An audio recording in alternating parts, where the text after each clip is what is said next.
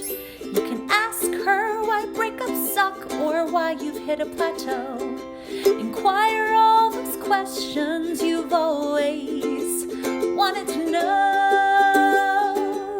Ask Kati anything. Hey everybody, welcome back to another episode of Ask Kati Anything. This morning I went to Starbucks and got like I love their spinach feta wrap. I don't know why, I'm addicted. So I got 2 so that I have one for tomorrow. But I have not been to Starbucks since we went on lockdown. So like March, 12th, something like that. I've never been so excited my whole entire life. And I got my iced soy latte, but I poured it into a cup just so I wasn't drinking out of the cup that they offered.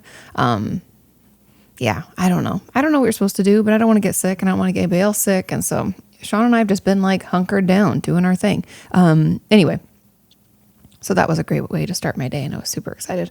How are you doing? How are things? It's just a weird time and it's still strange and people are trying to rush out to get things back to normal. And I understand like people have to work and I know probably many of you are feeling the stress from that. But I'm just scared. So just uncomfortable because I'm like, oh, I hope this is okay. I hope we're okay. Anyway, it's a lot. Everything's a lot.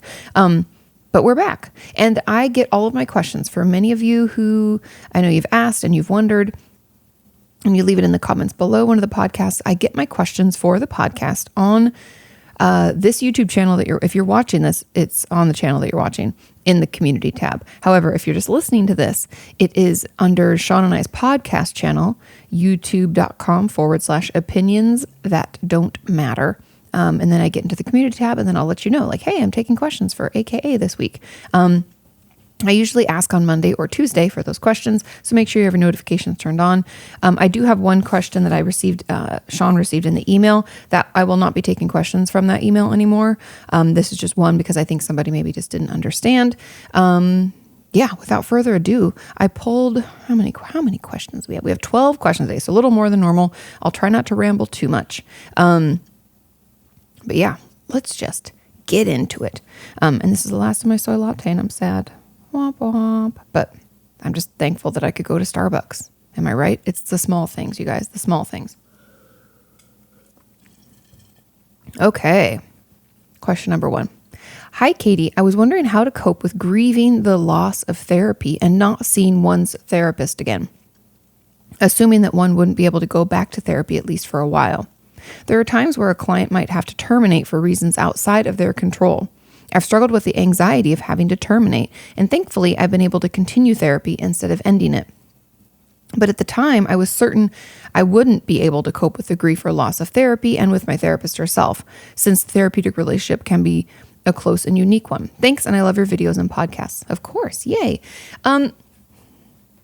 It's interesting. The relationship in therapy is very unique, and it is very intimate and close in a way that we don't experience in other parts of our life. And unless we're in another therapeutic relationship, we won't have that again. It's just a very unique thing. And that is what makes it amazing. It makes it so healing or beneficial and all that good stuff. And so part of it, I have a video, I think it's called the 4 Must-Dos When Ending Therapy or something like that. I would encourage you to watch that video because the main thing that I thought when I read this question was that we have to take the time and the space to appreciate all we've done in therapy.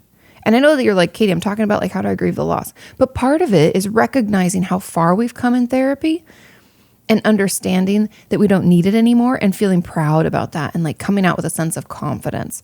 And I know that that takes time. And that's why usually if termination can happen over, let's say, a month or 2, I know that's ideal, but that's like what I hope. Like if my patients are doing really well, then I'm like, I don't think you need to come in anymore. I usually do at least like 4 sessions, sometimes 8, depending on what they need. So that would be like a month or 2, where we talk about all the things they've worked on, homework that they should continue to do on the regular basis and all that good stuff. I'll even go back to my notes from their first session and tell them what I wrote and talk about it and like, remember that? And it can be such an eye-opening experience to be like, wow, I've come so far. And so I say all of that just so that we all know that you can recognize all the, progress you've made in therapy and why you don't need it anymore. And take the time to appreciate and recognize that and then move on. But grief, grief is grief no matter what type of relationship it was or what happened. It still feels the same. So if we're feeling this grief and loss of therapy, I think that a lot of it in our own work is recognizing all the good that we did with them, things that, they helped us with, and then what we're sad about, what we miss, and see if there are ways that we can incorporate that into our life. Because the thing about grieving a therapeutic relationship is that hopefully it comes from a good place. Like I know this person's saying that sometimes, you have to terminate for reasons outside of their control, like financially, or maybe they have to move because of a job relocation. There can be a lot of different things. And I think most therapists, just as a side note, would allow you to potentially email every so often, not like every week or every day or anything like that, but every couple of months, just doing a check-in. I allow my patients who've graduated, quote unquote, graduated therapy, to keep in touch on a, infrequent basis. I know it's tricky, like ethically and boundary wise, but I like the check-ins. I like to hear how people are doing. Doesn't mean I'll always reply right away. I always tell them like, hey, just because you send it doesn't mean I'm on the tap. So anyway, there's a couple of things we can do, but I think when it comes to grief and loss in therapy, we have to I know you guys are going to hate this answer, but it's we have to journal about it a little bit and talk it out either with if we're moving on to a new therapist, I encourage you to utilize that first month or two of those sessions with a new therapist to process the loss of the old therapist. Okay. I think that that's really beneficial. It gives you a safe space to talk to somebody who understands what therapeutic relationship is. It's not just like a friend who's like, yeah, that would be hard. I mean, I don't, and they haven't been in therapy. They don't understand it. They don't get it. I think that could be a great place to process it. So if you're moving on, do that. But otherwise, journal on your own. Consider what was so valuable about that relationship for you. What was it that made it feel so good? Are there other relationships in our lives that mimic some of the things that we had in therapy? Are those people we can grow our relationship with so that we are in a way getting somewhat of the same thing out of that relationship? Does that make sense? We're getting our needs met through other relationships as well. Consider that, but take the time to really journal about what was so valuable about it, what was important, what progress we made. I want to keep going back to that because I want all of you to not just be upset or sad about the loss, but I want you to recognize how valuable it was for you and why, and all the work that you did, because therapy is fucking hard. It's not easy. People act like, oh, you'll just go in and they'll fix you. We all know that is not how it works. And trust me, that'd be awesome if I could do that, but that is just not the way life is. So journaling about it, venting about it, either to friends and family or to your new therapist, giving yourself time to process it, maybe things that you're sad they won't be a part of, and then just letting yourself feel it. The more we stuff it down, the more we swallow how we feel, swallow what's going on, try not to experience it, the worse we will feel. And also it'll come out in the strangest of ways at the strangest of times. And so we don't want to randomly shout at a stranger on the street. We'd rather cry at home for a couple days and think about it and journal about it and feel it. That's a little bit safer and more responsible, right? That's actually us being more adult, using our wise mind, allowing ourselves to acknowledge the feelings, let them come through us, and know that we don't have to hold on to them. They don't necessarily, define who we are, the situation that we're in, that we can just allow them to be there. We can be sad. And so I want you to know that it's okay to feel sad that therapy is ending. But you got to talk about it. And just with this question, it sounds almost like, you struggle with the anxiety of having to terminate, and thankfully I'll be able to continue therapy instead of ending it. But at the time of, okay, so it's you're okay now and you're in therapy, and I would talk to your therapist about this. Sorry, I'm yawning. It's me, not you. It's because I'm talking so much, but I would bring it up with your therapist about, talk about how sad you were and how worried and the anxiety around it, and just allow, I know that your therapist will be curious and ask a lot of questions, and that will allow you to better understand your process and what was so upsetting. Utilize that time. It's really important. Ending therapy properly and understanding grieving the loss is just as important as starting therapy. I know that sounds weird, but it's a momentous occasion. It's a thing that we're doing to better ourselves. And when we're finished with therapy and finished, with that process, it's important that we recognize all of the, work and blah, blah, blah, and how we feel about not having therapy.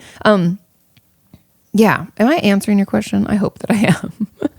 I feel like we have to let ourselves feel it, talk it out with people who understand. Since you're still in therapy, I would talk it out there. And then digging into, because I'm very curious when you say you struggle with the anxiety of having to terminate, I'm very curious, like, what was it that made it scary to not have therapy? Like, that would be how I would approach it with my client. I'd be like, understandably, like, it'd be sad if we had to end therapy before you were ready. However, I'm curious that, then I'd be like, it sounded like you were really anxious about it. What were you worried would happen if, we couldn't continue seeing each other? I'd go down that rabbit hole a little bit. Like, what's the worst thing that could happen? What did you think could take place that could be so upsetting? And just be curious. And that's kind of like the journaling. It's just being curious about it. Letting yourself feel it. If you want to cry, it's okay. If you want to, feel angry, that's okay too. However you feel is okay. But yeah, I hope that that's helpful. I know it's hard, but I have that video again, the 4 must-do things, or 4 things, I forget what it's called. When ending therapy. If you just put Katie Morton ending therapy, it should pop up. Okay. Question number 2. And I'm going to have some more coffee because coffee's life. Okay. This is the one that came through email. Like I said, I'm not taking anything through email anymore. So just because that keeps Sean and I's podcast separate, because that's where we get our funny questions for opinions that don't matter. Okay. This question says, "Hi, Katie. I moved into college 7 weeks ago and have been full on relapsing into anorexia since then. I've been telling my therapist about it, but I don't want to go back to recovery at the moment and feel like I'm just going to burden her and disappoint her if I keep telling her I don't eat. My eating disorder also tells me to stop telling her about my relapse altogether and pretend I'm fine. No shit, Sherlock. Eating disorders are lying pieces of garbage. I feel incredibly lost. I'm so grateful to have someone to talk to about it, but should I even do that? I'm scared, Katie. I don't know what to do. Love from Germany." Okay. Eating disorders will always lie to us. They'll always tell us that we're not sick enough or that we shouldn't talk to people about it. Eating disorders thrive in the secret. I've talked about this in the past. I'm actually working on another video about eating disorders because a lot of you told me you're wanting more content around that, especially in light of like quarantine and stuff like that. But eating disorders, they thrive in the dark. They thrive in the secret. They don't thrive when we call them out and we acknowledge what they are and what's happening. And I know that it goes against every like iota of who you are and what your thought process is, because your eating disorder is taking over like 99.9% of that right now. But we're going to have to push back, and you're going to have to tell your therapist. I'm just giving it to you straight. It's a little tough love. Tell your therapist now. Okay. I know you say don't want to, going to burden and disappoint. No, that's not how therapy works. I know that a lot of us think that, if I tell my therapist about my abuse, they're just going to feel too sorry for me, and I just can't have them looking at me that way. And I just don't want to burden someone with all of the shit that I have to deal with. Excuse me, what? What's therapy for then? Riddle me this. Because that's where therapy is all about, the unburdening. It's all about the dumping of stuff. Like, I can't tell you how many times I feel like I just go into therapy and have like verbal diarrhea. I'm like, oh my God, I've been feeling so stressed. And then like I was talking to my grandma and I'm worried she's not staying at home and blah, blah, blah. Like I just go off on it like blah, blah, blah, blah, blah, blah, until I'm done. And then I'm usually crying and my therapist is like, okay, it sounds like a lot. She's just trying to contain it and hold it for me as I'm like, feel like I'm falling apart, right? So you're not going to burden or disappoint your therapist. There's no judgment in therapy. There's only unconditional positive regard, which means that we support, we reflect, we hold the space for you, we validate how you feel, we listen without judgment. All of that has to take place. And so, yes, eating disorder recovery is hard and we don't always have to want to get better. But the thing that I want you to think about is, do you actually like it when you're super, super sick and stuck in your eating disorder? Does it feel good? Is it enjoyable? Do we feel joy, freedom? The answer is always no. Eating disorders snuff out any joy, any freedom. All they do is obsess and count and urge and manipulate. Eating disorders are fuckers, you guys. They're the worst. And so tell your therapist about it. Talk to her. Be honest about where you're at as much as you can. If you have to write things down and bring them in and just give it to her, like just give her a piece of paper with information, do that. Because Otherwise, the eating disorder just gets stronger and stronger. And before we know it, we don't even know, any other way of being. I've heard from a lot of you, we struggle to find out which voice is even ours. It all feels like the eating disorder because it does like swallow us whole. So speak up, tell your therapist. There's nothing, it's very normal, you guys. I want you all to know that treatment, like there's a reason I say it's a process, not perfection. That there's a reason, sorry, I'm scooting my chair in. There's a reason that is something that I've said for years and years is because it's true. Life and progress and therapy, especially eating disorder recovery, is not perfect. We don't go like A to B to C to D, I feel so much better. We go like, if you're just listening, I'm making like the windiest path ever, backwards, forwards, all around, because that's really what happens. That's the truth in life. We take one step forward, sometimes 7 steps back, but we just have to keep trying to move forward. Eating disorders recovery is like this. Like you moved to college 7 weeks ago. That's a huge disruption of your regular schedule. Moving is on the top 10 most stressful things in life, along with like divorce, death of a close loved one, having a child. There's things that throw wrenches in our life. And stress doesn't mean that it's bad. Going to college is exciting. Congratulations. I'm very excited for you. However, it's stressful. It's a change. We might not know anybody at college yet. We might not like our roommate. She might steal our soy milk or some shit. We don't know, right? Things are crazy. Life is crazy. But the more we talk about our problems really with our therapist, the more they can help us. Your therapist needs to know that you're in a full-blown relapse. I would tell them, I would like read this question that you sent to me to them. This is what I sent to Katie because I just needed some insight because I was worried about this. And I know your therapist is going to feel for you, going to listen, not judge, and try to figure out what our next steps are. We don't have to necessarily want to be in recovery. Like you said, I don't know if I want to go back to recovery at the moment. Okay. Well, what do we do then? And I would challenge that as a therapist. I would challenge you to consider why that is and what it is your eating disorder is giving you that makes it that comfort that you're going to, because we're stressed and we use eating disorder behaviors. Something changes in our life, we use eating disorder behaviors. I don't feel comfortable, eating disorder. And it's this like, it's our one coping skill. That muscle's very strong for like that connection is very strong between stressful event or upsetting event and eating disorder behaviors. And I want you to consider those triggers and I want you to try some other things. I know logically, of other things you could do. I want you to challenge yourself to do those other things. This could be anything from, journaling, talking to your therapist, coloring, petting an animal, cleaning a room, going for a walk where you can still talk and you're fine. I don't want any crazy exercise happening. I'm trying to think of what else. Reading a book, doing Sudoku. I don't know. There's a zillion things we could do. Just think of some other coping skills, other distractions. I have impulse logs or other like process distractions we can do. I have that whole video, Katie, on my channel. Just search Katie Morton 25 coping skills. It'll pop up. Go through that. Find some other things because your eating disorder is just lying to you. Don't listen to it. It will only make your life harder and make you feel worse. And trust me, there's never good enough. I can't tell you how many times I've heard from viewers and patients alike where they're like, well, I just didn't think that I was sick enough to get help. Like I just needed to lose more weight. Trust me when I tell you, you'll never lose enough weight for your eating disorder. It'll always be more. It's never enough. It's never happy. It's only negative. It's only judgmental, and it only makes us feel worse. So don't listen to it. It's a piece of garbage. Just trust me. Okay.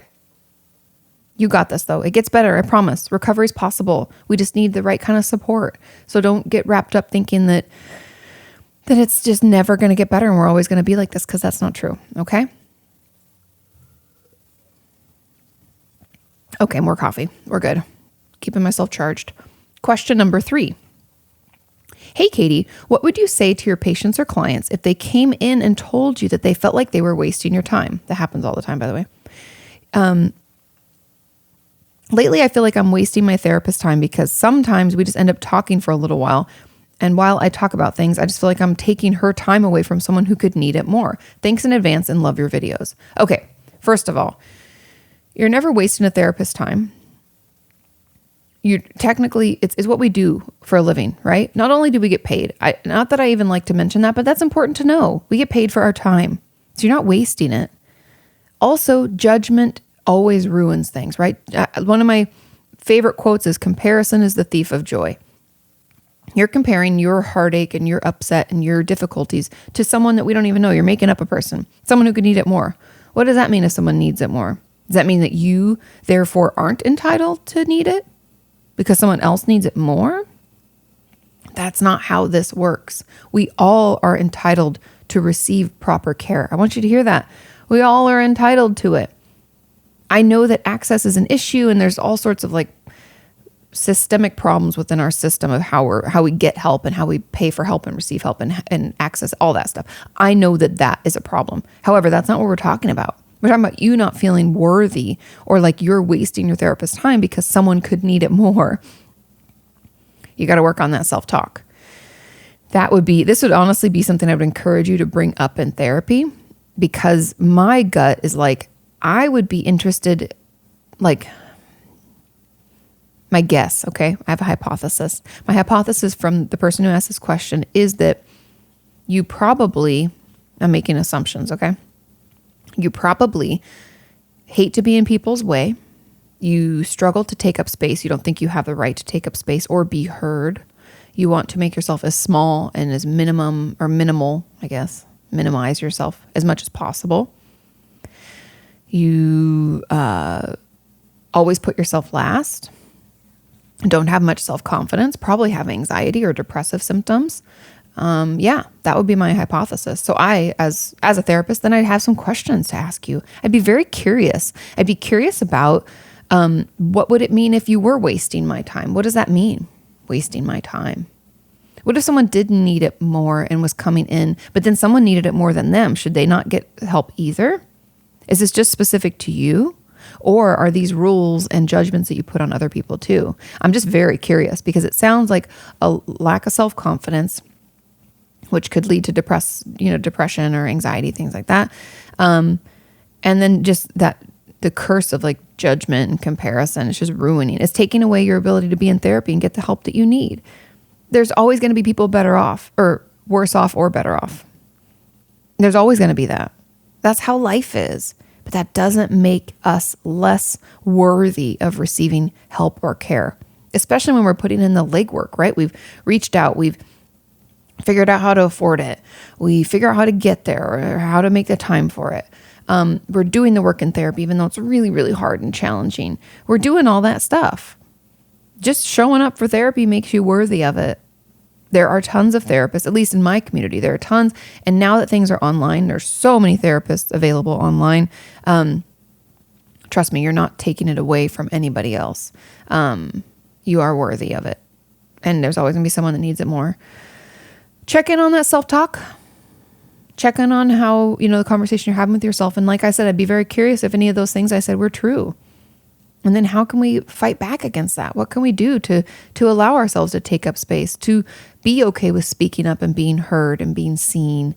What are some challenges that we can put in place to do that? Like standing up for ourselves in conversation when someone tries to talk over us. There are things that, we have to practice. I struggle with that too. I try my best to take up space and be okay with it. I'm grateful that I don't have to go to grocery stores right now, because we are very fortunate we can get groceries delivered. And with the coronavirus, Sean and I just do not take that risk. But I hate grocery stores because I'm in a city, so it's very tight aisles, and you always feel like you're in someone's way. And it's super difficult. My therapist is like, you just need to stand your ground and just look at what you're looking. Everybody's there to do. But I have a really tough time with it. Oh, excuse me. Sorry. Even though I haven't done anything. They entered into the aisle that I was already in and wanted to potentially look at the same thing I was looking. It's crazy making. So I challenge you to hold your ground in life in some ways. Maybe it's in conversations. Maybe it's at the grocery store. Whatever you can do where you don't say sorry and you don't move. You just say hi. You acknowledge someone. Having a good day? We're all doing the fucking same thing. And it doesn't mean that, they're more worthy of getting it or need that thing more or are more, I don't even know, have more right to take up space. That's not true. We all have equal rights to take up space, to be seen and heard. And I just encourage you to own that, hold on to it. It's hard, but you've got it. Okay. And you're never wasting your therapist's time. It's funny. The only thing I've told my patients sometimes, if patients who, because it's very, very common, you guys, for people to lie to me as a therapist. I'm sure all of you've lied to your therapist, whether it's just downplaying, lying by omission. We're not telling them all the truth all the time. And my clients, when they lie to me, or when I catch them in a lie, or when I ask about something and they're uncomfortable with it, and I'm like, it's up to you if you want to waste your time. It's really them wasting their time, because I'm here. I'm going to be here anyway. You're paying me for my time. I'm doing my part in the relationship of holding up my end of the bargain. But if you aren't interested and you don't want, you're just not making the most of it. So I've never thought of it about them wasting my time. It's more about them wasting their own time when you're like lying or not doing the homework or not putting in the work, Then you're not getting as much out of it as you could. So anyway, okay, I'm rambling.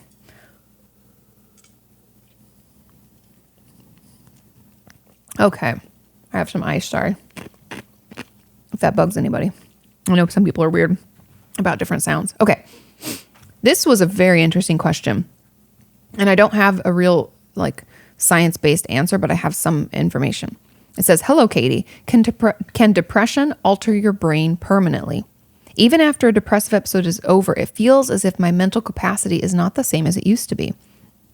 As though I've lost parts of myself along the way and have become more limited in many aspects of my life. Do we ever get back to being who we used to be? I love this question. And there's a couple of things that we do know through research, okay? Like I said, I don't have an answer directly for this. However, if you haven't looked up the term neuroplasticity, it's very important that you do, because what that really means is you can teach an old dog new tricks. Our brain can change. It can be altered, meaning both things. Depression could have changed the layout of our brain, and we can change it back. Ta-da! It's like brain magic.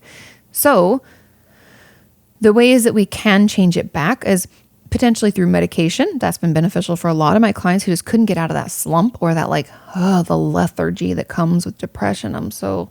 They just can't, it helps them pull out of that. Also, even just doing things, even if there's not enjoyment at the beginning, getting back into activities that we used to love can kind of start triggering that reward system in our brain, that part of our brain. What is it called? It's the nucleus accumbens, I think is the part that's the reward center. You guys can double check that, but I think that's what it is. The accumbens is where it releases, all those feel good things. Like dopamine is our main reward center chemical release. And we're like, ooh, you feel good. It's exciting. And so we need to get that back. And depression usually means that even though those things might be released or being sent, they're not being received. A lot of it, that's why, not to get too nerdy, you guys, but when we have medications, a lot of times they talk about the synapse, meaning between two, it's neurons, but I'm like, how do I make this easy to understand? It's that's why I talked about rolling marbles in the sand. There's an old video. Okay. Let's start over. There's an old video I talk about schizophrenia, and I think I talk about, it might be in relation to maybe depression as well. But imagine our brain is a balloon that's filled with sand. I know that sounds weird, but those little squeezy balloons people use to strengthen their hands and stuff? Imagine it's a big one of those that you couldn't fit it in your hands. You'd have to hold it between two hands and your hands wouldn't even touch. It's the size of your brain, roughly. When we have a thought and a reaction, right? So depression, for instance, means that when instead of thinking, oh, I get to play volleyball, let's say, and I love volleyball and I feel happy, and this connection in our brain releases reward. Our brain's ooh, sends dopamine. We feel good. We love volleyball. We got to play it. So it rolls this marble between these two things, volleyball, reward center, and it rolls a marble and it triggers that over and over. And as we all know, when things roll in sand, the rut of where it rolls gets deeper and deeper and deeper and deeper, right? Depression does that in the same way that volleyball made us happy. It's rolling this. Depression's made a rut where it's anything that we enjoy goes to feeling shitty, feeling hopeless, super lethargic. I don't like anything. we have to pull that marble out. And so it takes a little bit of effort. At the beginning, when we're out of a depressive episode, sure, we feel a little bit better, but we're going to have to push it a little bit farther. And that's where medication can come in, and as well as doing things that we used to enjoy, knowing that we won't have that immediate feeling like we used to because our brain is a little bit different. It's been altered. We've been in a depressive episode for a while, and it's going to take it a little bit to get out of it. But if we push it out of it, and we keep using those coping skills, even though they're not quite as good as they used to be, it will get better, okay? And also, there's something interesting, and if you have some research, if you have like an article you want to link that talks about how the brain alters or how depression can alter the brain, please share that, okay? Because it's not something that I've like read about, and it's just like easily accessible for me. However, I did read, because I'm working on a book about trauma. If you don't know, my second book will be coming out next year, and it's all about trauma. And I learned Dr. Nadine Burke-Harris. She is the Surgeon General in California. Wonderful woman, has a TED Talk, beautiful. But she has looked at research where trauma, much probably like depression, doesn't alter our DNA. However, it does alter our epigenetics. Now, epigenetics, it's like, she describes it as our DNA is like musical notes on sheet music, right? Just like, let's say we're singing happy birthday, and it comes with all these notes, right? Happy birthday to you.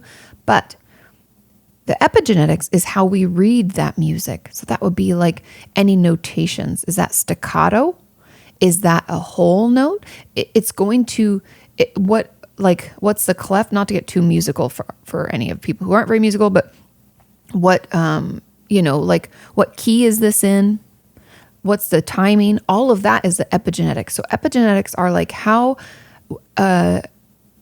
they're going to decide how our DNA is read. So even if the DNA says everything is great and dandy, but our epigenetics are like, oh, we don't want to read that part. No, but read this twice. Read this like hypervigilance. Let's read that a lot. But we're going to ignore all this calming, soothing behavior. And so in essence, trauma can change the way that our DNA is read, making certain behaviors, certain genetic predispositions,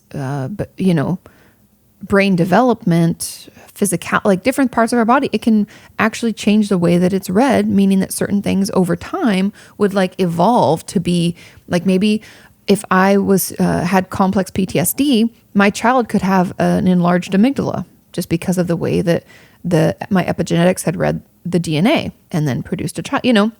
I know that's like a very drastic thought, but I'm just telling you that I believe that potentially, if we're learning this about trauma, that maybe depression can alter our epigenetics, meaning that our DNA is read a little bit differently, and it can change the way that our DNA is interpreted. Is that clear? I know that's very sciencey, and I'm trying to like make it make sense, but I really love the music, like the sheet music example that she gives. I don't know if that's in her TED Talk or one of her articles, but she also has a book, The Deepest Well. It's really good. So anyway, I love Dr. Nadine Burke-Harris. She's great. But for the person who feels like depression's, making it so that you're not what you used to be, just keep pushing. It's a new muscle. It's like the first time I did Pilates. I was like, what is this? And my body doesn't do that. I don't move like that. That muscle doesn't exist. It's a new muscle. We can build it up. So just little by little, keep trying. I promise it'll get better. And if you feel like you're drowning in the symptoms and the depressive episode just keep hitting and hitting and hitting like wave after wave, please talk to someone, potentially look into medication and seeing a psychiatrist. Remember, I'm not a doctor, but a psychiatrist, a regular doctor. I prefer a psychiatrist, at least someone who like specializes in mental health, like psychotropic medication. The specialization I think is very important. But get in to see somebody and just be assessed to see what could potentially help you a little bit more. Okay, on to question number 5. It says, I just wanted to know if seeing a male therapist after not having any kind of relationships with men because of trauma is therapeutic in and of itself. I know part of my therapy was to address my beliefs of how I see men or how I view myself, and to work on healing from bullying that happened mostly from boys and grown men behaving inappropriately. While recalling my therapy sessions, I feel like it was a waste of my time and his, because I struggled a lot talking to him. I felt I had nothing profound to say after a while. What I did get out of this was the fact that I needed to be exposed to what frightens me, which is learning to be comfortable around men and building trust. I guess in a way, he was a good start. Thank you so much, Katie. I thought this question was interesting. I've only heard the reverse, where many of my patients and viewers alike, you've told me that you are unable to be in therapy with a male or female based on trauma in the past. Like even one of my friends prefers to see men because her mom was super emotionally abusive. And so that's not like females aren't as safe for her to talk to. And she never really understood why until we were like talking probably like a year ago or more, over lunch. And I was like, well, what was your dad like, or your mom? Or like, did you get bullied by girls in school? Or, so we learned a lot about that. And we all have that. Like there's always in my first book, Are You Okay? I talk about picking the right therapist. And I'm like, now's not the time to be PC. I want you to pick someone that feels comfortable so that you can start growing and changing and being challenged and feel comfortable, right? That's really important to feel comfortable. So when it comes to this, I have two thoughts.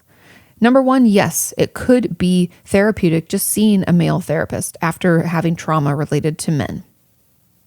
However, too much too fast isn't good for any of us. And for many of you and my patients, seeing a man is impossible. It means that you can't be honest. You already go into kind of like fight, flight, freeze potentially, like part of your stress response is already ignited. Some of my patients report already feeling anxious, even trying to see their doctor, because unfortunately, a lot of doctors in my area are males, and it's hard to find, females that take insurance. And anyway, so sometimes I'll have to send my patients out to see someone.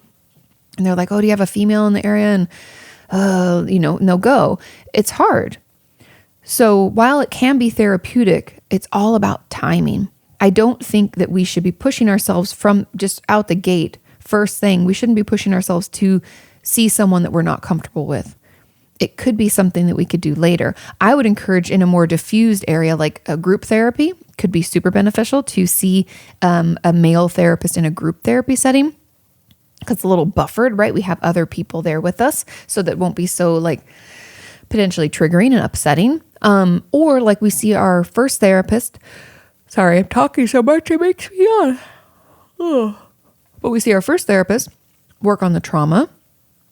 And then maybe we go to see a guy like a male therapist later to try to work on building a healthy relationship with a man and understanding that men aren't always like your abusers. Right? And so I do think there is a therapeutic component to it, but in this case, it sounds like it might have been too much too fast, because again, we just have to be going at our own pace. We have to feel safe in sessions. We have to feel able to be open and honest. Because you said you struggled a lot talking to him, and yes, therapy is hard, but it shouldn't be that hard. We don't want to add in any extra roadblocks, right? And so, so those are my thoughts. Good. But also we don't want to it can be too much. So anyway, I think it's good that you at least realize that and thought about it, and it can be a little bit therapeutic. Just maybe in the future, right? Okay. Question number 6. Hi, Katie. Recently, I realized during therapy that I was emotionally neglected since the age of 6. I know my parents did what they could with the knowledge and skills that they had at the time. I struggle with feelings of guilt. How could I possibly think such horrible things about my parents? They fed me and provided a roof over my head. It wasn't that bad, right? Ugh, we always do this. I'm just shaking my head because it's so common that we're like, but they did everything good. I have a whole video on this and a book that I'll recommend. So hold on. There are kids who've had it way worse than me. Comparison, red flag. My parents just ignored, belittled me. My mother has a dissociative disorder and spilled all of her problems and stuff out to me and said that I had to fix her. Wow, no boundaries. Holy shit. What are some tips on how to deal with the guilt and thoughts that I have no right to complain? Oh my God. Okay, emotional neglect is big. Unfortunately, it's very common. And I have a video called the the book is called The Emotionally Absent Mother, but I think I have a video about this. So if you just look up like emotionally absent mother and Katie Morton on YouTube, it should pop up. But the thing is tricky. when we're emotionally neglected and we're not like physically abused. People have trouble with emotional abuse, right? This is emotional abuse. And because we can't see it, just like mental illness, because we can't see it and we can't see the broken bone or the bruises, there's nothing physical done to us. We question whether it's that bad. We question whether we're making it up. We question whether it's actually abuse or if something's really wrong, or if we're just like ungrateful pieces of shit like they tell us we are, right? So emotionally neglectful parents look good on paper. Heck, they can look like fucking amazing. We can be super wealthy. We can live in a very nice house, all the private schools. They've helped us get into school and paid for our tuition, and maybe even helped us get our first home. Maybe they connected us with someone who got us a great job. Maybe everything we wanted as far as like clothing and other items, they purchased for us. But you know what? They weren't there for us when we needed. The thing that children need most isn't things. It's connection. It's support. It's what we call like a nurturing relationship in therapy. They always talk about these buffering, nurturing relationships. That's what builds resiliency in children, which means even though shit happens, we still feel okay. And so that is what's important. We needed them to tend to our wound on our knee when we fell outside. We wanted them to listen while we cried and rub our back and tell us it's going to be okay. We wanted them to be our safe haven when we got bullied at school or got a bad grade on a test. We needed that, and they weren't there. And that lack of emotional support and connection and that buffering, nurturing relationship can cause us to have eating disorder behavior, because again, the control, self-injury, but most importantly and most commonly is like depression or anxiety, because not getting that support and not having someone like come when we cry and be there to help us can make us feel like we're not worth it, that we're not seen, that we're not lovable, that we've done something wrong. Because children, when not given full stories, right? I've talked about this on I think probably on my friend Christina P's podcast, Where My Mom's At, but maybe other things too. Like when children don't have a full story, like if you get yelled at and your parent doesn't come in later, because parents should practice doing this, by the way. If you're a parent, do this. If you lose your shit, because trust me, we don't have our shit together either, right? We're just all doing our best. So if we lose our shit on our kid and we overreact and they get upset, the best thing we can do is come back to them once we're calmed down, maybe half hour, an hour later, and tell them, I mean, they have to be old enough to understand. So like little bitty kids, it can be really hard. But once they're like, let's say 3, 4, depends on the development of your child and how able they are to have conversations with you. But you should go in and say something to the effect of, I'm so sorry I yelled at you. I had a really bad day and I took it out on you, and that's wrong. You did nothing wrong. Can I tell you what happened to me? If you can. It helps for children to have stories. They learn in narratives. I've talked about this before, but you know how kids will go out all day to school or with friends, or even if they just went on an outing to the park with like a friend of yours and then they bring them back to your house. Kids, they're like out of breath. And we went to the park and the ducks, I saw ducks, and they just tell you this story. Usually it's like, I don't know why, but I feel like they always tell you when they're out of breath because they're just so excited. And they're always like running around still while they're telling you the story. So that's how they form memories, because that's how we all form memories. We're all humans, right? That's how humans form memories, and that's how we process. And so if children do not have that story or that narrative to tell themselves, they make it up. And what do we know the most about? Ourselves. So children blame themselves. And so I know I'm kind of getting off on a tangent, but I think it's really important for us to understand that if we don't give children the actual story, we just aren't there for them. We're going to internalize that and start to believe that it's something wrong with us. I did something. I am ridiculous. I am not lovable. I am bad. I'm wrong. That's why all abuse causes shame, but it's just, so it definitely is caused by emotional neglect too. Like, don't think it's just physical abuse. All abuse causes shame. And the shame spiral is like, something's intrinsically wrong with me. Deep down inside of me, something's bad. I'm bad. I'm wrong. And so anyway, okay, off on a tangent. Please tell your children full stories of things. Apologize when you get upset and overreact. Explain to them emotions and how you felt it and what happened, so that they can learn from you, so that they can develop healthy understandings of their emotions. Like it's really cool. One of my friends, she's a therapist also, which probably helps, but one of her children, her oldest is 4, I think 4.5 now. he's so emotionally intelligent because she works with him a lot that he'll do his breathing and say like, I just felt angry. He'll come back and apologize. I'm sorry. I yelled, Mama. I just was angry.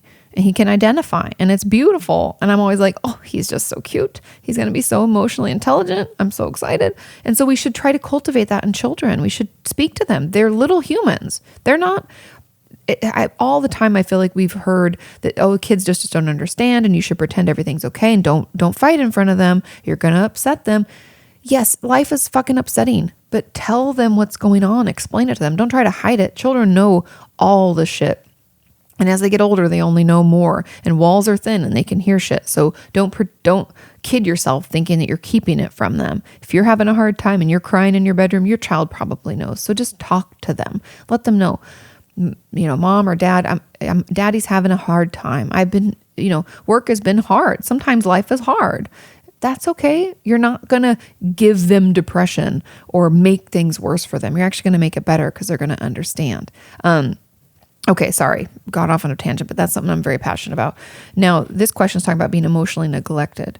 And I just want you to know how hurtful that is for children. And that's kind of where I got off on that tangent. And so our parents, she says, I know my parents did what they could with the knowledge and skills they had at the time. That's kind of like our parents did the best they could. That doesn't mean it's good enough. There's no excuse. Doesn't mean it's good enough. Sure, we can forgive our parents for their ignorance, right?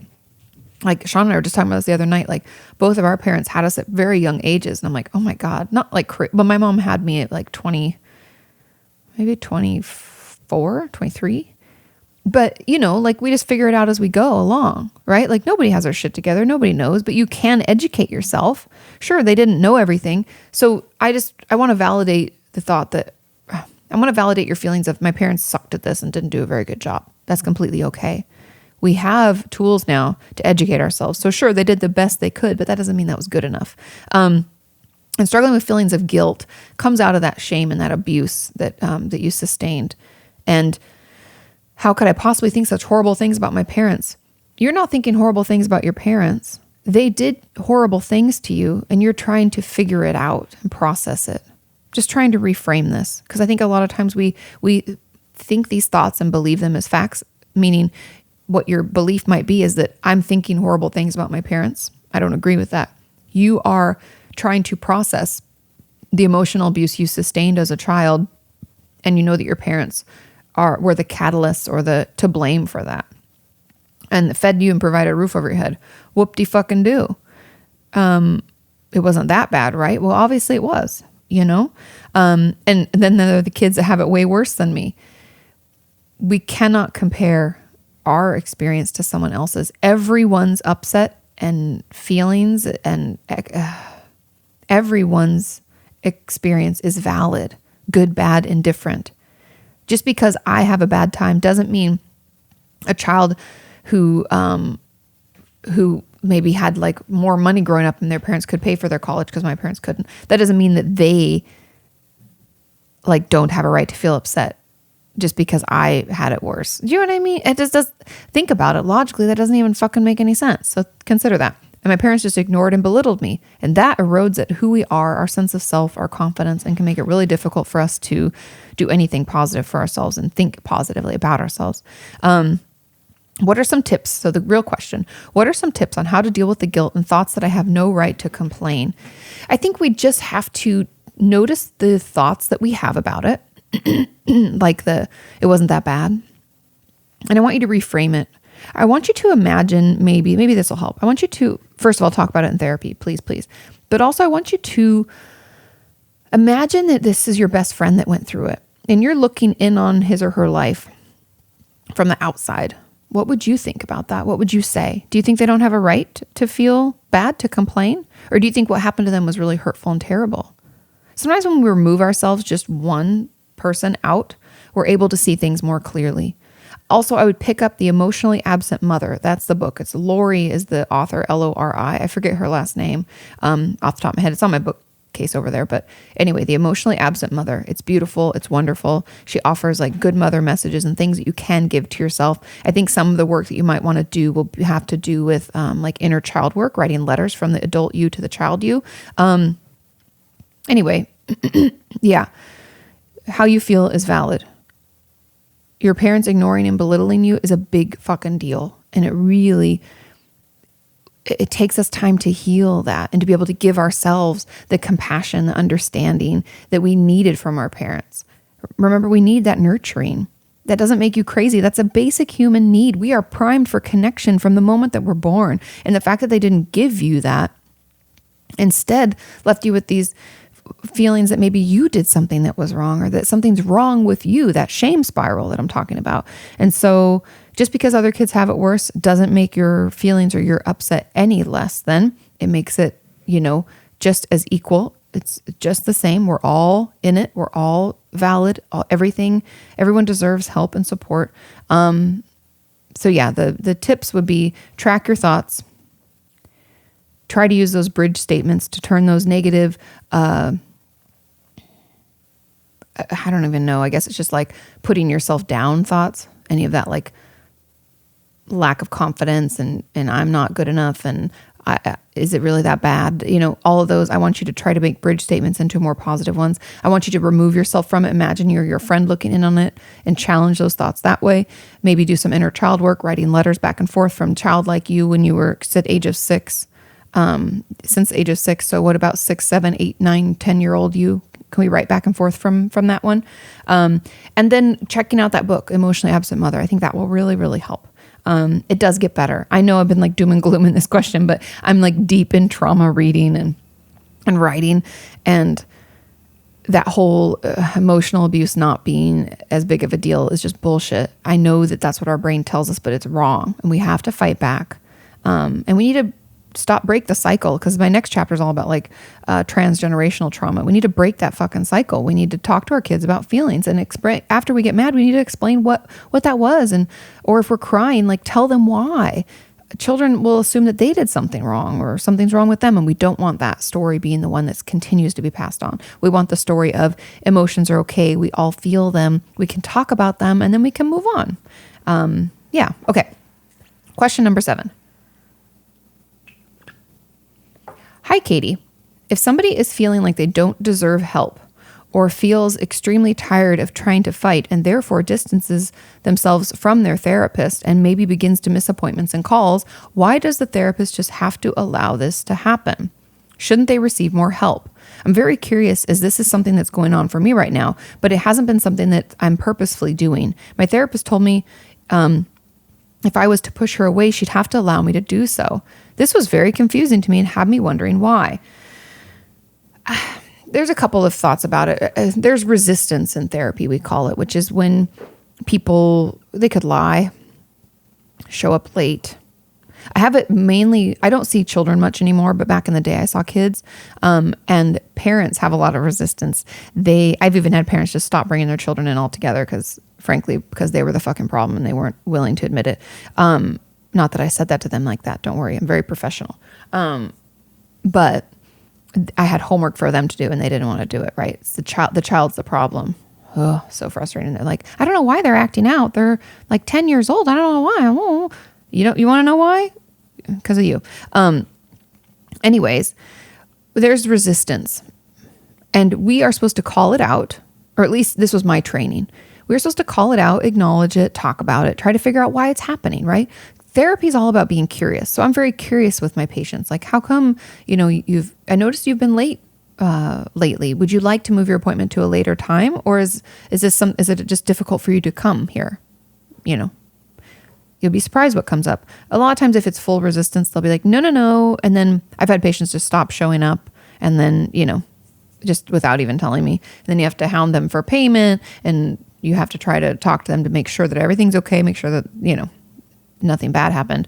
But we can't, the reason that therapist kind of has to let someone push them away is because as a therapist, I can't work harder than my patients.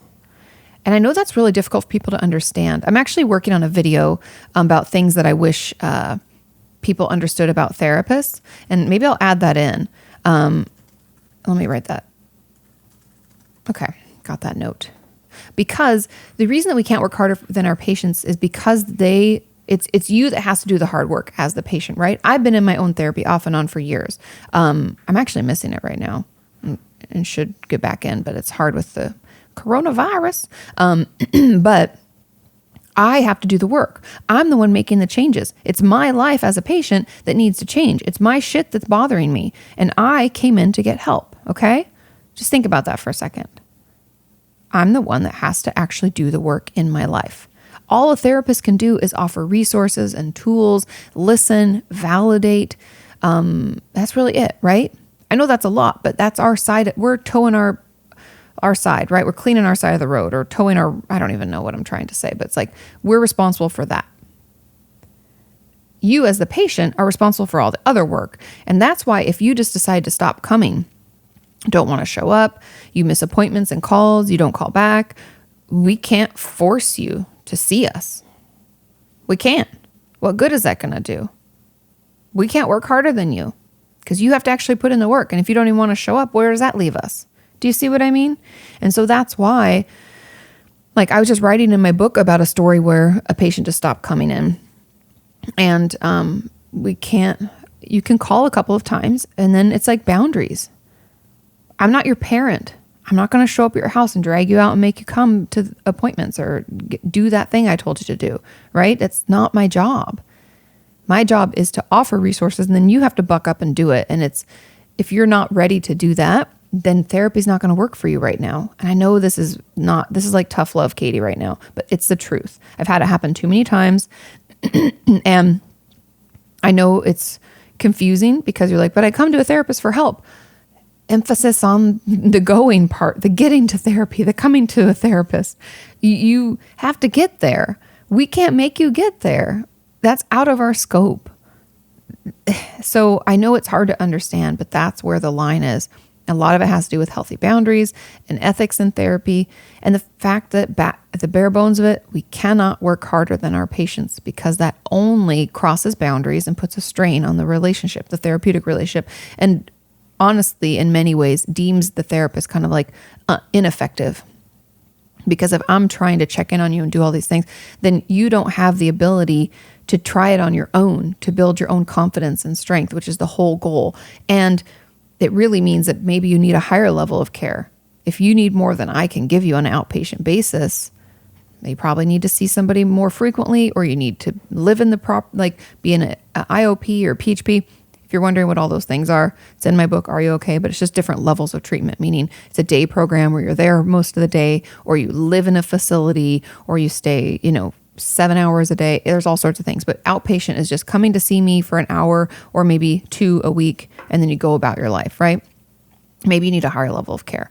So yeah, I think that's what it is. And when a therapist should check in, like I always check in with my patients, see what's going on, but not always. Like after that first 1 or 2 check-ins, I can't make you. You have to be responsible. Like I had this patient years ago who just stopped coming all of a sudden. I know there's a lot of them, you guys. It happens all the time. And I contacted her and her mom because they would come in together a lot. Never call me back. And then all of a sudden the mom just said, where should I send the check, or can I PayPal you or whatever? Just paid me for the session. She said, let's just cancel them from now on. And I was like, okay, is everything okay? And she's like, yeah, everything's okay. And I'm like, can I talk to my client? And she was like, sure. And then put her on the phone for 2 minutes. And that was the last I ever heard from them. So I'm not going to keep calling. What good is that going to do? Okay. I know I'm rambling. Question number 8. Hey, Katie, my therapist hasn't given me a diagnosis yet, and it makes me wonder if maybe I don't really have anything going on to be diagnosed. I don't know how to approach this topic with her either. I don't want to seem like my issues are bigger than they are, or that I'm just trying to label it for attention. Thanks a lot. Hope you're doing well. I love this question. And the real answer is a diagnosis is more than just a label or doing it. And we don't do it for attention, right? The way I would approach this with your therapist is to bring it up and say, hey, I know that I have a lot of different weird symptoms going on. I don't know if you think that's a diagnosable thing or not, but it would help for me to at least have some words to put to what I'm feeling. Diagnoses in a lot of ways can be validating, right? Gives us a word to describe all that's going on. And so there's nothing wrong with asking. That doesn't make you attention seeking. That just means you want to know. It'd be like going to the doctor and they're like, okay, so I gave you a prescription, go pick it up at the pharmacy. And you're like, whoa, what's the prescription for? And they're like, don't worry about it, forget about it. And you're like, but I think do I have strep throat, the flu? Oh, don't worry, just go get the prescription, take it for 5 days. You'd be like, are you fucking serious? And mental health should be no different. So just ask, it's okay to ask. You can say like, hey, is there a certain diagnosis that you think I have? It would be really validating for me to be able to do more research and reading about a thing like that. Like if I knew it was major depressive disorder, then I could read about major depressive disorder and I could feel more informed. There's so many reasons that it's helpful. So I would just try to frame it in that way and bring it up. Bring it up, but you'd like to have a word to put to all your symptoms. You don't know if what you have is actually something that is diagnosable, but if so, you'd like to learn more about it. Do they have any workbooks? You'd like to be more educated and more informed. It's your diagnosis, it's your treatment. You have every right to know everything about it. I think in mental health stuff, I don't know. And some people are weird. Some therapists are like, oh, I don't believe in diagnosis. I don't care. What do you think I'm struggling with? Are there certain workbooks I could pick up? You should ask about that. That's okay. So if they give pushback and like, oh, I don't really like to diagnose, be like, I get it. But what would you think? Because I really want to learn more. I want to get some workbooks. I want to be educated. And hopefully they'll help you with that. Okay. Question number 9. Huge struggle. It's a huge struggle I have, and I really hope it gets in the video. Surprise, it's in the video. How can I know if I'm really suicidal or just feel hopeless that day and not wanting to live? When I have a bad day, anxiety, eating disorder, depression, I think about suicide and not wanting to live. Other days, it's just there, but with better coping. How do I know if I really want to die? And does this make sense? It totally makes sense, but feeling hopeless and not wanting to live is suicidal thoughts. I want you to know that's all. You're talking about the same thing. Not wanting to be around, not wanting to live, those are just passive suicidal thoughts. Something that I don't think we've talked enough about are like, we can all have these thoughts about like death and dying, and it can be intrusive thoughts. I've talked about those where like all of a sudden we'll have these thoughts like I could just jump off this bridge or kill myself. We'll have those kinds of thoughts. Those are not the same as suicidal thoughts. So suicidal thoughts, passive or active, right? So we can have, I call it suicidal ideation. So I know there's a bunch of different terms, but let me try to define them. So passive suicidal thoughts may be what you're talking about when you say like, I just like some days, it's just there, but with better coping. So it's like those thoughts are around, but I don't have any plan and I don't have the means maybe nearby, and I'm not going to do it. The threat is not imminent, right? I'm not going to try to take my life today. Okay. Passive thoughts. Those can kind of even flutter by. We're like, I'm just doing my thing. And then all of a sudden my brain's like, maybe you should kill yourself. I'm like, nah. And I just keep doing it. That's passive. And that's kind of like, then we move into the next, and I don't know if everybody would agree that these are the stages. This is how I've experienced it with my patients. You feel free to disagree in the comments. But then we'd move into what I would call like suicidal ideation, which is when we start to like really try to put a plan together, or we think about it more. Like we let the suicidal thoughts take up more space in our brain versus those passive, like fluttering by, right? We let it sit in there and we think about it. And maybe we start stockpiling pills, or we start doing something. And sorry if that's triggering to anyone. I won't talk any more in detail about stuff like that. But we start thinking about it more. Then there's active, where we are preparing the active suicidal thoughts. We're making preparations. We're setting a date. We're trying to get all of our things in order, pay our bills. Usually people who are considering suicide will like pay their bills. Maybe they'll refoster their dog or cat or something. There's stuff that we do to like take care of the business before we do it. And so there are these different buckets, and I'm sure you could even say it's like a whole spectrum, right? It's not just these 3 buckets. It's a whole spectrum, but I just want you to kind of know the difference. Okay. Active is what, as a therapist, scares the shit out of me and makes me have to check in on you every day and potentially put you in the hospital to keep you safe, or have a parent check in on you. That's when I get scared, when the threat is imminent, meaning that you could take your life at any time. You have the means, you have a plan, there's all these things we have to look out for. And so I think what you're struggling with right now is like suicidal ideation. and then passive suicidal thoughts. You're kind of toggling between the two. I would tell someone about this. I think it's really important that we talk about this because this is the early stage. And if it doesn't get taken care of, it can move into more active suicidal thoughts, which is what I don't want to have happen because it can get better. But suicide and depression, like those thoughts, I just hit my microphone. Sorry. Those thoughts kind of, do you know when you feel like you're going to pass out, if we've ever felt like this for different reasons, as a kid, it's like, I remember like spinning around and then, you feel like dizzy and things get crazy and it feels like it gets dark from the sides. That's what suicidal thoughts and depression do to our hope. Just blacks it out, makes it so we can't see everything.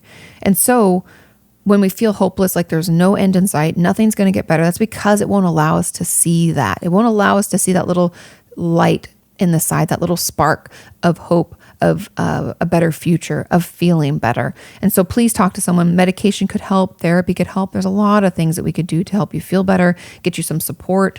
But yeah, I think that is really, that's really what's happening. And how do you know if you really want to die? It's not really wanting to, it's feeling like we don't have any other options. I think a lot of people feel like suicide in a way is like it is a choice that people make, but the choice is made without feeling like there's any other choice. You know, if someone's like, do you want paper or paper? When you go to the grocery store for bags, you're like, I guess paper. Like it can feel like that. There's no other option. But with proper support and understanding and having someone listen to you, feeling validated, maybe some medication, getting that on board, doing some things to take care of yourself, I promise you those blinders will start to come off and be able to see that although today might be shitty or this moment might feel like the fucking worst, things can and will get better. I know it's hard. I know that people, it's a real difficult thing for a lot of people to see out of it, but just trust me, I've seen it happen. I know it can. I've heard from many of you over the years that it does get better. So just keep that in mind. Speak up, reach out, and get some help, okay? Question number 10. Why does no one like shy people? This question surprised me. And why do honest and kind people get exploited or ignored, and those with a certain ego and the ability to sell and present themselves get rewarded? I like shy people. I don't dislike shy people, and I don't want anybody to believe that that is true. But to answer the question is that squeaky wheel gets the grease. Have you guys heard that? If you make a lot of fucking noise, you're going to get attention. You're going to get what you want. People just don't like to be, don't like to be inconvenienced. Like recently I had a viewer reach out and she's a teacher so she has more seniority in the job. She's been working as a teacher for more years, her and this other woman. The other woman's even more senior than her. And they were getting this short end of the stick, having to teach all these different classes where I didn't realize teachers, they'll prepare one class and hopefully they'll get to teach that class like 2 or 3 times. So they don't have to prepare all 7 classes, let's say, all different classes. It allows them to focus in more on certain topics, which makes sense in my school because like my science teacher only taught like 2 science classes. They taught them all day long, those over and over. So she was having a tough time because she's like, I shouldn't have to do this. This new girl who's really pushy and loud is getting easy. She's only teaching 2 things and I'm teaching 4. And so is this other lady who has more seniority than the both of us. And I was like, because she's loud. And your boss probably thinks she's a pain in the ass and doesn't want to deal with this. He's like, just shut up. I'll do whatever. Just shut up. So we have to be that squeaky wheel in order to get the grease. So we have to speak up. And shy people and honest and kind people will let people go first, right? Oh, no, you, it's okay. It's fine. We don't have a problem being second or being last, but that can really mean that we don't get rewarded. We don't get raises when we should. We don't get promotions when we should. We have to speak up. And I know it's uncomfortable, but I would encourage all of you to practice. That's why I always say, write out what you want to say, practice it in front of a mirror, over and over and over until you feel like you could say it in your sleep, and then go in and do the thing.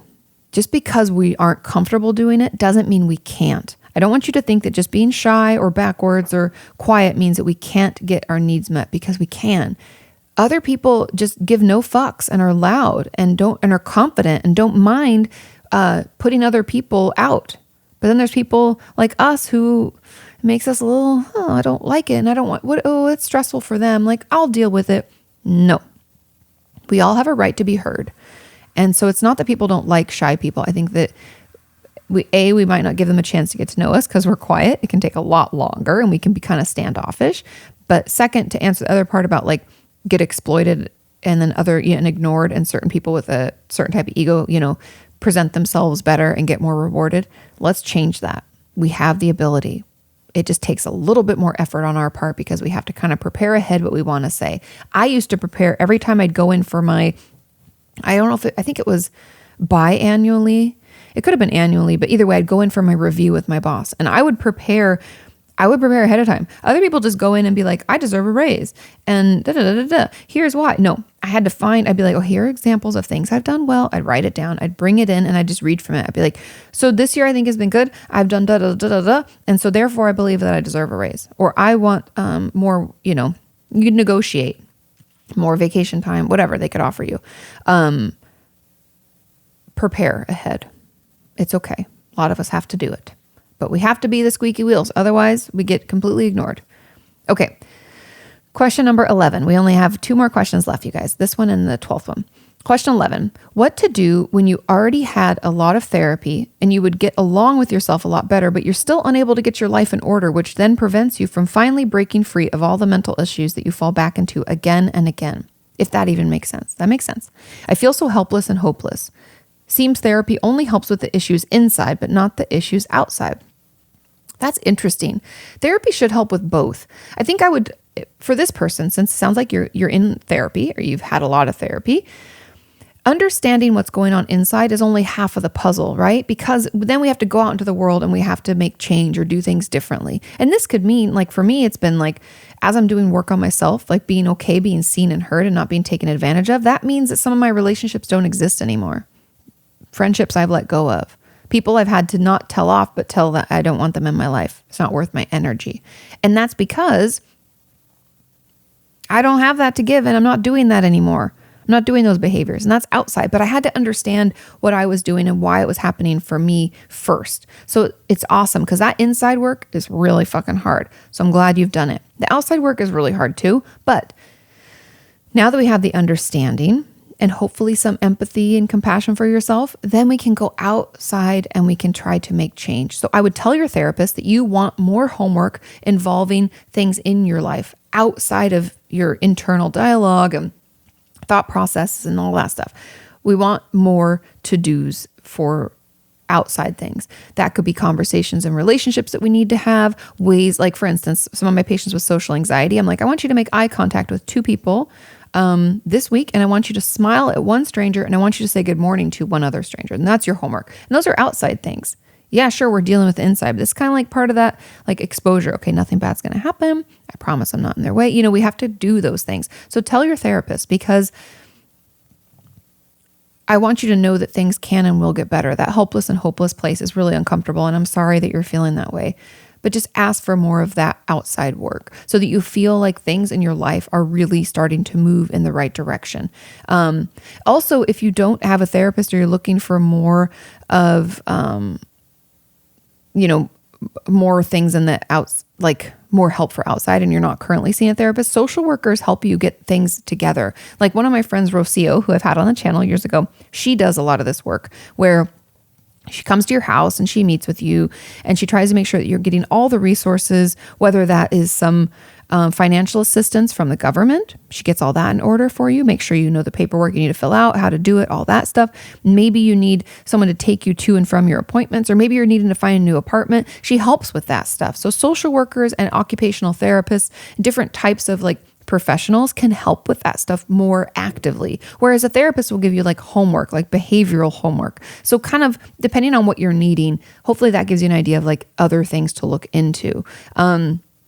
And if any of you who are listening to this or watching this know of other resources and other professionals that help with that outside stuff, will you let us know in the comments, because that could be really beneficial. But yeah, you'll get there. You got this. And final question. Question number 12. Hi, Katie. I've been seeing a therapist and feel like I overshare. And then when I'm out of her office, I regret everything I say. I don't know. I don't even mean to giggle at this because I know it's very uncomfortable. It's just funny because therapy is the one place you don't have to worry about oversharing. But because you're having this, like, I call it a vulnerability hangover. I think I stole that from Brené Brown, I would assume, because she talks about shame and vulnerability a lot. I'm not sure. Maybe I read her stuff and then I don't know. Anyway, but it's a vulnerability hangover.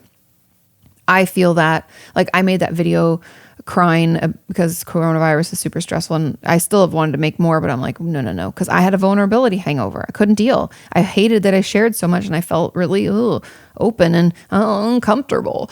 And it's very normal. When we share a lot, we feel uncomfortable. We're like, wow, I really let them in. That was a little too much too fast. Should have slowed that down. I'm uncomfortable. And then we regret it, right? And we spiral into like, oh my God, I can't believe I told them this. Oh my God, what are they going to think? And we go in a shame spiral, okay? So what do? I would bring this up in therapy. I think it's great in therapy to be vulnerable, but we have to manage this hangover that you're experiencing. The ramifications of you being open and honest is making you feel horrible. It's terrible, and and so we need to figure out ways to deal with that. And so talk to your therapist, because some of the tips that I would have are things like, obviously bringing it up in therapy, and then recognizing maybe before you go into your next appointment, what are the things that you feel the most upset about afterwards? Are these things relating to a certain relationship? Are these things relating to like past traumas? What are the things that are causing you to feel too vulnerable? And then we have to let our therapist know that, hey, these kind of topics, I don't think I'm quite ready. I know I've shared, but then I feel terrible afterwards.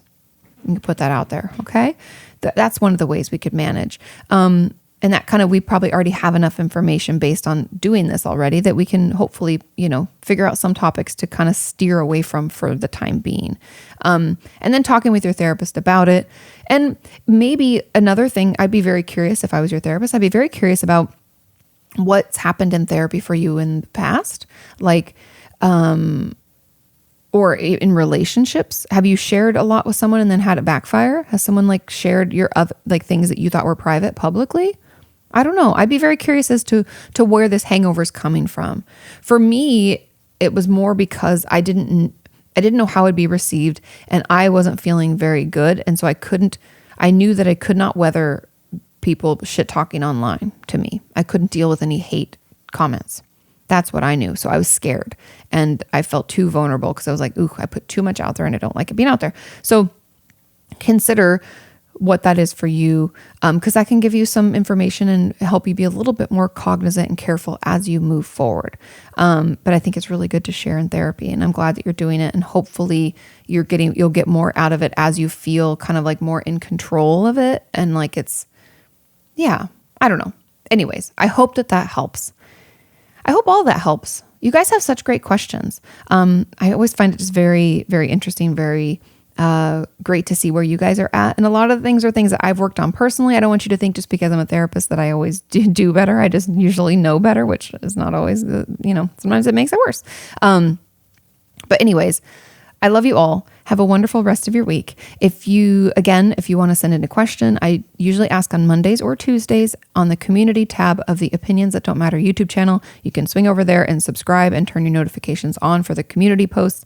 Sean and I usually post not that often, you guys, maybe like 3-4 times a week. So you won't be getting like ping, ping, ping, ping all day long. Like we don't have that much to say. Our life's not that exciting. I hope you and yours are safe and healthy and happy during this very difficult time. I'm thinking of all of you. Thank you so much for listening and watching, and I will see you next week. Bye. Ask her about your therapist or vent about your work. You can ask her about your self-esteem or why your feelings hurt. You can ask her why breakups suck or why you've hit a plateau. Inquire all those questions